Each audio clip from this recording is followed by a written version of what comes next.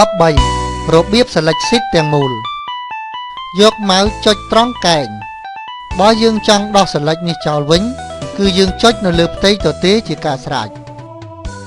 14. របៀបពង្រីកបង្រួម column ឬ row ច្រើនជាប់គ្នារបៀបពង្រីកបង្រួម column ច្រើនជាប់គ្នាទី1 select column ដែលចង់ពង្រីកទី2ចុចលើ menu home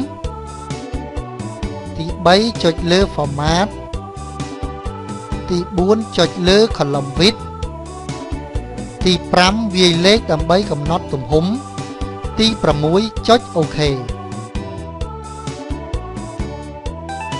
របៀបពង្រីកបង្រួម row ច្រើនជាប់គ្នា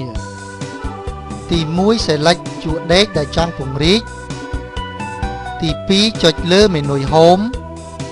ទី3ចុចលើ format ទី4ចុចលើ row high ទី5វាយលេខដើម្បីកំណត់ទំហំទី6ចុច OK 15 របៀបលាក់ column ឬ row ដែលមានច្រើនបើសិនជាយើងមានតារាងបញ្ជីឈ្មោះដែលមានច្រើនរយនាក់ដែលពេលខ្លះយើងប្រើ column និងជួរដេកមួយចំនួនហើយពេលខ្លះយើងមិនត្រូវការវាដូច្នេះយើងអាចលាក់ row ឬ column ទាំងអស់នោះទុកសិនដោយអនុវត្តដូចតទៅរបៀបលាក់ row ដែលមានច្រើនទី1 select ជួរដេកដែលយើងចង់លាក់ទី2ចុចលើ menu home ទី3ចុចលើ format ទី4ចុចលើ high and unhigh ទី5ចុចលើ high row ហើយបើយើងចង់បង្ហាញជួរដេកនោះវិញគឺយើងចុចលើ unhigh row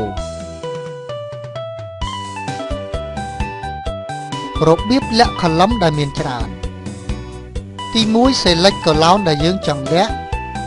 ទី2ចុចលើ menu home ទី3ចុចលើ format ទី4ចុចលើ high and unhigh ទី5ចុចលើ high column ហើយបើយើងចង់បង្ហាញ column នោះវិញគឺយើងចុចលើ unhigh column របៀបលាក់សន្លឹកការងារ sheet ទី1គឺយើងចុចនៅលើ sheet ដែលចង់លាក់ទី2ចុចលើ menu home ទី3ចុចលើ format ទី4ចុចលើ high and unhigh ទី5ចុចលើ high sheet ហើយបើយើងចង់បង្ហាញ sheet នោះវិញគឺយើងចុចលើ unhigh sheet រួចចុចរើស sheet ដែលយើងចង់បង្ហាញហើយចុច OK